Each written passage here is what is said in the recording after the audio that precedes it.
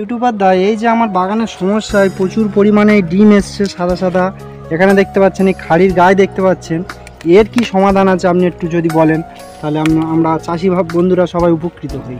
তো এর জন্য কি মারাটারা হয়েছিল, কিছু কি মেরেছো? কীটনাশক মেরেছি, সিমোডিস মেরেছি, তারপরে আপনার সুপার ডি মেরেছি, তো কাজ হয়নি। এতে আসছে আবার 15 দিনের মধ্যে আবার ব্যাক করছে। এর জন্য যদি কিছু বলেন তাহলে ভালো হয়। এর জন্য কিন্তু কীটনাশক মারলে কিছু হবে না, কীটনাশক মারলে আরো গাছের গ্রোথ কিন্তু কমে যাবে। ওটাই হচ্ছে, গাছের গাছ বসে যাচ্ছে, তো বসে যাচ্ছে, মনির পান পেকে যাচ্ছে কীটনাশক মারা। ব্যাবিস্টিন বা ম্যানকোজেক জাতীয় যে ছত্রাকনাশকগুলো আছে না, এগুলো 10 গ্রাম 15 গ্রাম করে নিতে হবে। ওর সঙ্গে কুমারেল 30 ml দিতে হবে, ঠিক আছে? আর এই যে ক্লিনিক প্লাসের যে সাদা শ্যাম্পুর পাতা, ওই পাতাগুলো প্রতি ড্যামে 2টো করে গুঁড়ে মারে। প্রথম স্টেপে যদি না যায় তাহলে আবার 10-15 দিন পর আবার একবার রিপিট করবে, ঠিক আছে? আশা করি হয়ে যাবে। দেখো।